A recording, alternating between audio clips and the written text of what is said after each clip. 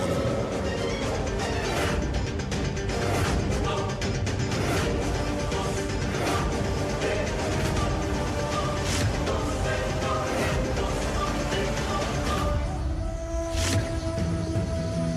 শোভন, তুমি ওর কথায় বিশ্বাস করে আমার উপর সন্দেহ করছো? যে জায়গা আর যে ব্যাপারে ও কথা বলছে আমি সেই ব্যাপারে কিছু জানি না। আর যদি বলো কাল রাতের কথা, কাল রাতে আমি বাড়ি থেকে কোথাও বেরোইনি। আমি মিথ্যাবাদী হতে পারি, শোভনবাবু মিথ্যে বলতে পারেন, কিন্তু এটা সিসিটিভিতে যে ধরা পড়েছে আপনার ছবি আর ভিডিও, এখানে তো স্পষ্ট দেখা যাচ্ছে যে আপনি কাল রাতে বেরিয়েছিলেন আর সকাল হতেই ফিরে এসেছেন। তাহলে এটাও কি মিথ্যে?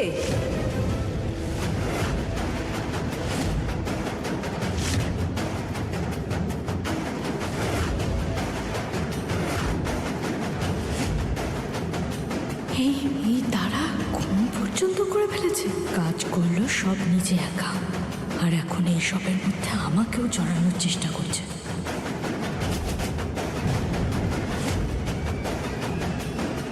উত্তর দাও তারা। আপনারা সব সত্যিটা জানতে চান তাই না? আমি বলছি সত্যিটা। আপনারা এটাই জানতে চান তাই না, যে কাল রাতে আমি কোথায় আর কেন গিয়েছিলাম?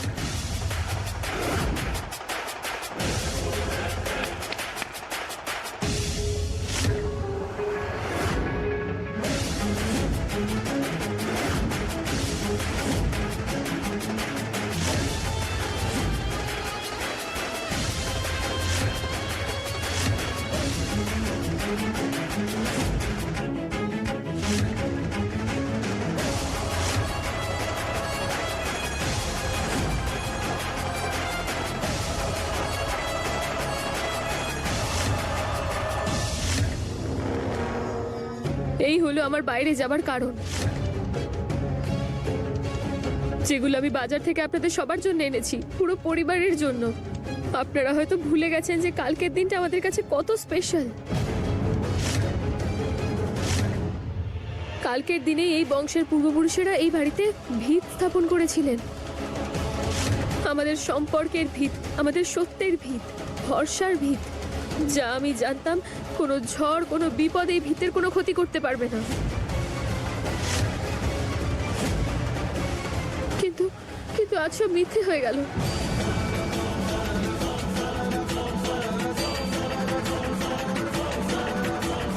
মা ঠাকুরান, আপনি বলুন, কালই সেই বিশেষ দিন না?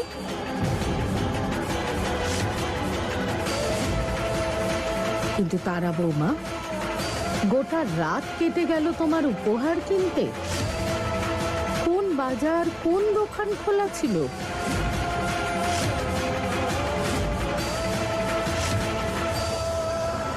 মা ঠাকুরান, আমি এগুলো কিনে বাড়িই ফিরছিলাম, আর তারপর অনাথ আশ্রম থেকে ফোন এলো, ওখানে এক বাচ্চার খুব খারাপ অবস্থা। আমি ওকে হসপিটালে পৌঁছে তারপর বাড়ি ফিরেছি। এই নাটকটা করে কেউ সত্যিই বাঁচতে পারবে? একটা অভিযোগ তো কাটিয়েই দিয়েছে।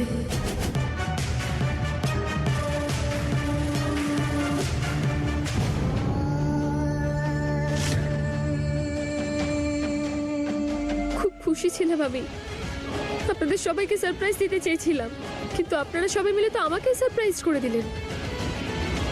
এই বাড়ির কেউ যদি আমাকে এই দোষ দিত তাহলে আমি কিছু মনে করতাম না, কিন্তু বাড়ির বাইরের কেউ আমাকে,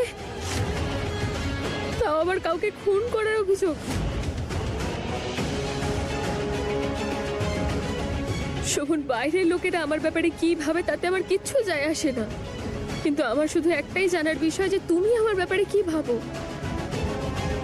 যদি তোমার মনে হয় যে আমি খুন করেছি, তাহলে ঠিক আছে, আমি কোনো কথা না বলে চুপচাপ এই বাড়ি থেকে বেরিয়ে যাব। তোমার আমার প্রতি ভরসা না থাকাটাই আমার কাছে সব থেকে বড় শাস্তি, মৃত্যুর থেকেও বড় শাস্তি।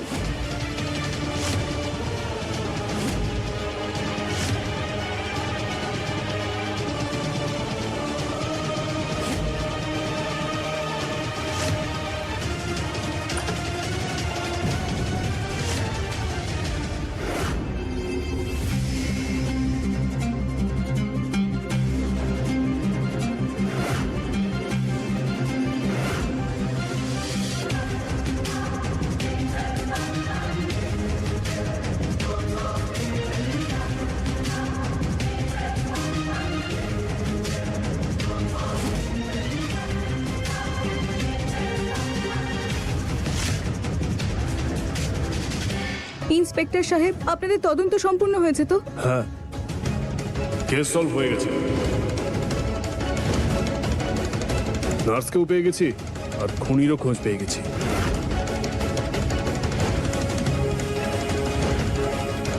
তাহলে বলুন, কি কারণ ওর মারা যাওয়ার?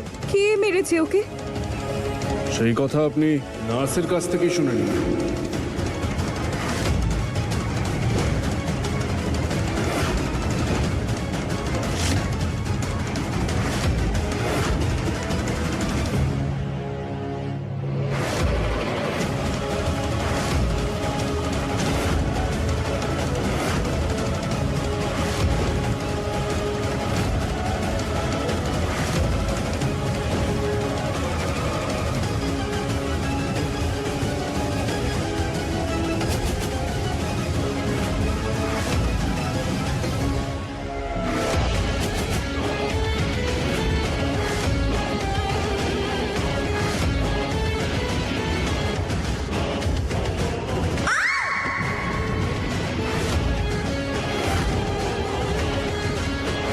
ভগবানকে অনেক অনেক ধন্যবাদ যে আপনি বেঁচে আছেন। আমি জানি না যে এগুলো কি করে হলো, কিন্তু আমি আপনাকে বোঝাতে পারবো না যে আমি কতটা খুশি।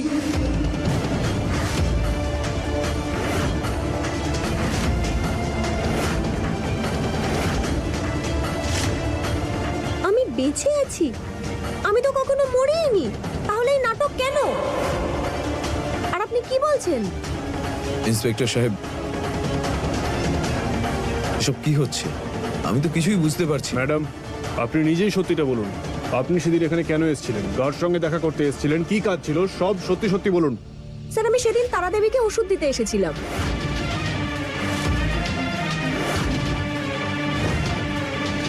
কিন্তু দীপিকা দিদি তো আমাকে বলেছিল আপনি আমার সঙ্গে দেখা করতে চান, আপনি আমার সঙ্গে কথাও বলতে চান, আমাকে কিছু বলতে চান।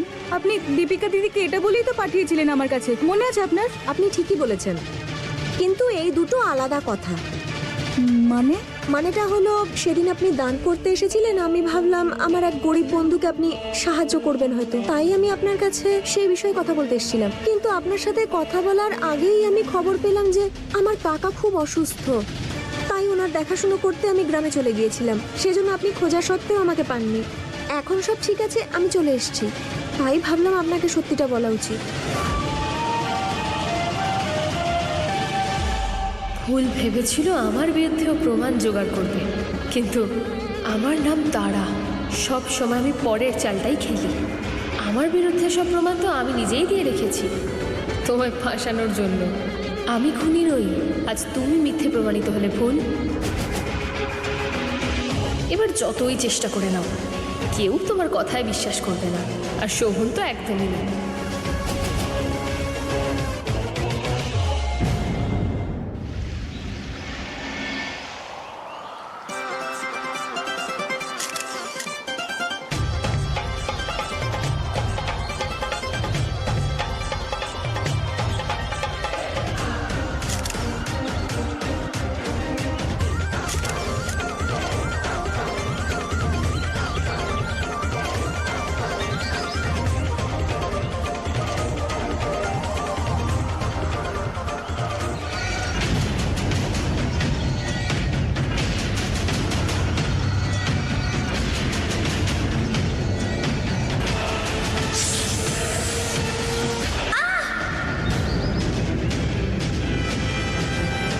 মলি,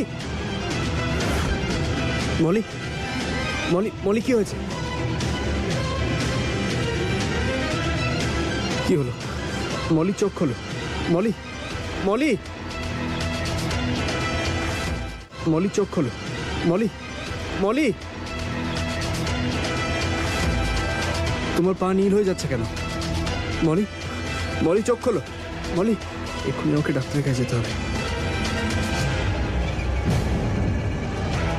শোভনবাবু, মানুষ যখন মিথ্যে কথা বলে তখন এভাবেই মাথা নিচু করে কথা বলে। আমার তো মনে হয় নিশ্চয়ই এটা তারা দিদি আর ওই নার্সের মিলিত ষড়যন্ত্র। শোভনবাবু, আমাকে বিশ্বাস করুন, এরা দুজনেই মিলিত। সত্যি ও এত চালাক, মনে হচ্ছে একটা কালো টিপ পরিয়ে দিই তারা বৌমাকে। বাকি সত্যিটা আমি পরে বার করে নেব। এখন সময় হলো সুযোগের সদ্ব্যবহার করা। ব্যাস ব্যাস, কখন থেকে আমরা তোমার সব মন গড়া গল্প শুনছি। লজ্জা হওয়া উচিত তোমার। এই বাড়ির অতিথি করে সম্মান দিয়েছি তোমাকে, কোথাও কোনো ত্রুটি রাখিনি। আর তুমি তুমি এই বাড়ির বউয়ের ওপর কাদা ছেটাচ্ছ।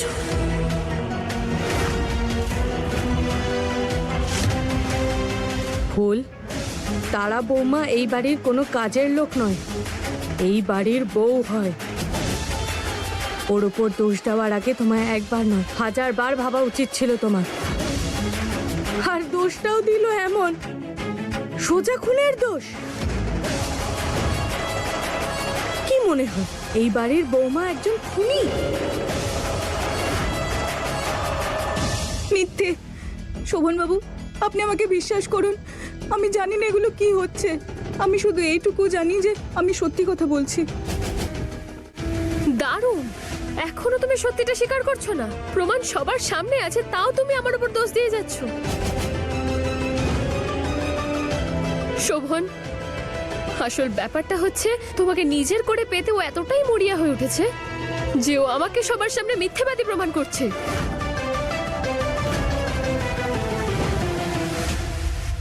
ইন্সপেক্টর সাহেব, যদি এগুলো মিথ্যে হয় তাহলে ওই রক্তে ভরা কাপড়, ওই বাক্সতে এত নুন, ওগুলো কি ছিল? কাপড়ে রক্ত নয়, লাল রঙের ফুড কালার লেগেছিল।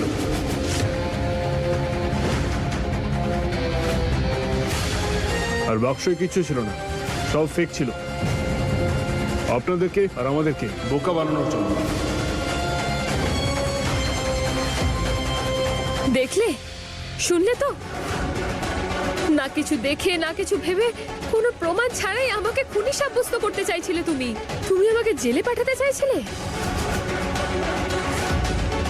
আমার তো মনে হয় ওই পোশাক, ওই সেটআপটা সবকিছু ওই তৈরি করে রেখেছিল যাতে ও আমাকে ভাসাতে পারে।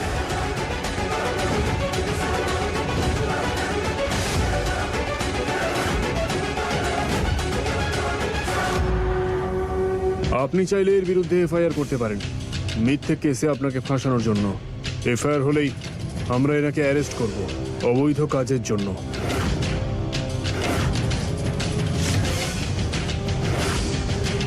এবার এলে তো ভুল আমার পায়ের তলায়।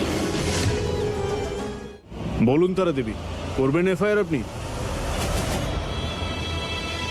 আপনি ঠিকই বলেছেন, এই ব্যাপারটা আমাদের বাড়ির ব্যাপার।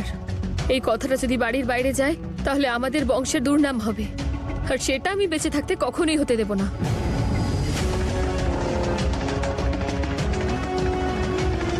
বাড়ির ব্যাপার আমরা নিজেদের মধ্যে মিটিয়ে নেব। আপনারা এবার আসতে পারেন। ধন্যবাদ। ঠিক আছে, চলো।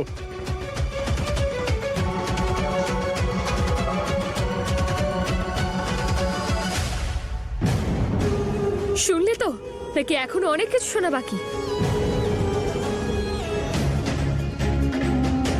শোভনবাবু, আমার কথা একটু বিশ্বাস করুন।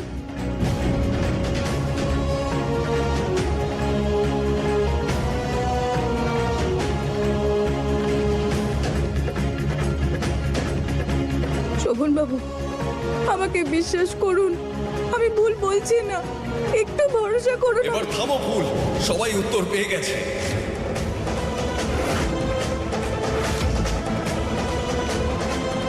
তারাকে দেখো কি যাচ্ছে ওর উপর দিয়ে। তুমি সবার সামনে একটা জীবন্ত মানুষের খুনি বানিয়ে দিলে, ওকে সবার সামনে অপমান করলে, যে পুলিশের সামনে নিজের পরিবারকে তুলে আনলো। ও যদি তোমার এগেনস্টে কেস করে দিত তখন? আর এক তুমি, আমি তোমার থেকে এটা আশা করিনি ফুল। অনেক হয়েছে। নির্লজ্জতারও একটা সীমা থাকে ফুল। তুমি জানো তো তারা বৌমা কি অবস্থার মধ্যে দিয়ে যাচ্ছে, কিন্তু তুমি তো ওর এই অবস্থাকে আরো বেশি খারাপ করে দেওয়ার চেষ্টা করছো। তোমার দেওয়া আঘাত সেরে ওঠার আগেই তুমি আবারও নতুন করে আরো বড় আঘাত দেওয়ার জন্য প্রস্তুতি নিয়ে ফেলছো। নাও, আমি তোমায় নিজেই জিজ্ঞেস করছি, কি চাই তোমার? আমায় বলো, তুমি কেন করছো এইসব? আমাদের বৌমার ওপর এত বড় দোষ দিলে যে ও কাউকে খুন করে ফেলেছে, মেরে ফেলেছে, শেষ করে ফেলেছে। এই সব কিছুর মানে বোঝো তুমি? এর ফলাফল কি হতে পারতো তুমি জানো? তোমার ভাগ্য ভালো ফুল যে তুমি আমার বন্ধুর মেয়ে, সম্পর্কে আত্মীয়ের মতো। তাই তারা বৌমা এই ব্যাপারটাকে কোর্ট পর্যন্ত টেনে নিয়ে যায়নি। কিন্তু আমি তোমাকে এই বাড়িতে আর সহ্য করব না। আর বিশেষ করে শোভন বাবার পাশে তো একদমই না।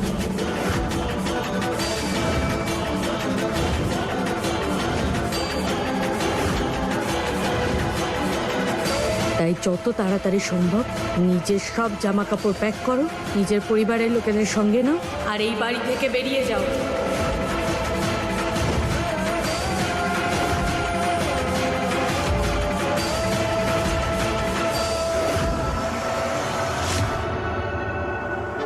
বাড়া ভাতে জল ঢেলে দিল।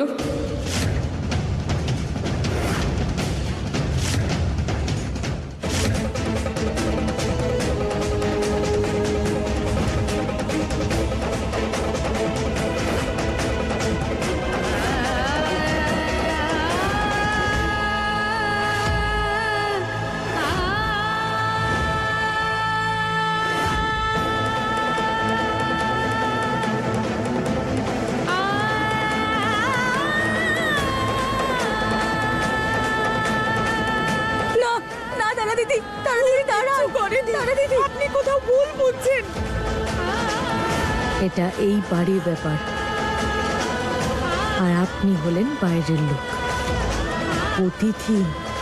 অতিথির মতো করেই থাকুন।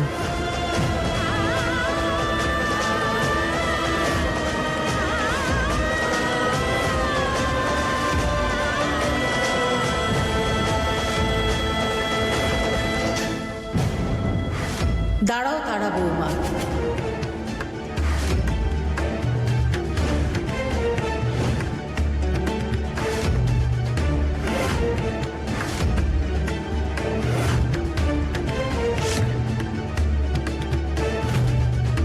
হাত ছাড়ো ফুলের।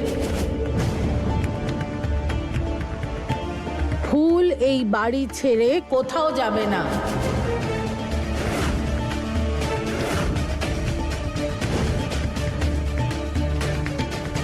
আমি আপনাকে খুব সম্মান করি মা ঠাকুরন, কিন্তু আমি এটাই জানতে চাই যে কোন অধিকারে আপনি এই মেয়েটাকে এই বাড়িতে রাখতে চাইছেন? এই বাড়ির বউয়ের থেকে বাইরের লোক আপনার কাছে বেশি প্রিয় হলো, তাও আবার সেই বাইরের লোক যে এই পরিবারেরই শত্রু।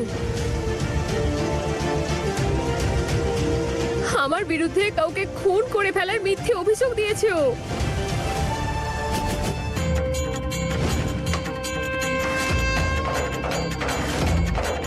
নারকেলের মধ্যে ফুল মানে এই ফুলই আমাদের বংশধর দেবে।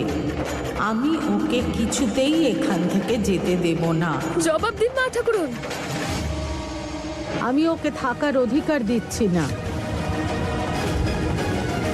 বরং ও যা করেছে তার শাস্তি দিচ্ছি।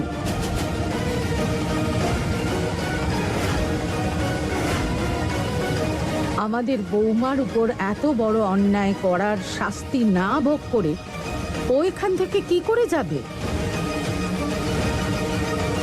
পুলিশের হয়তো চোখ বাঁধা ছিল, কিন্তু আমার চোখ বাঁধা নয়। এখানে ন্যায় হবে, অন্যায় নয়। ও আমাদের বৌমার সেবা করবে, এটাই ওর শাস্তি, এটাই ন্যায়।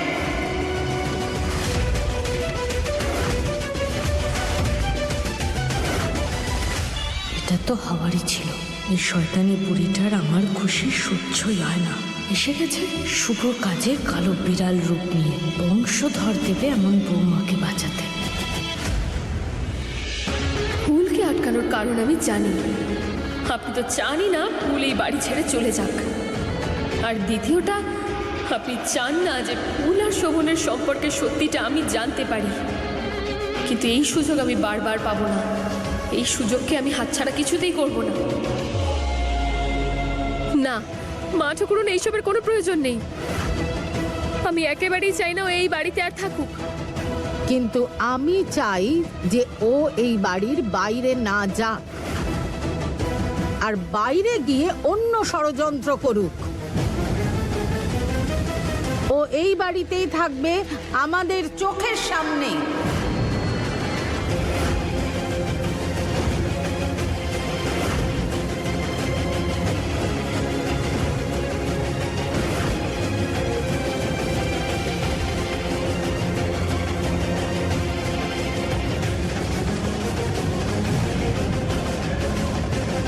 কিন্তু মা,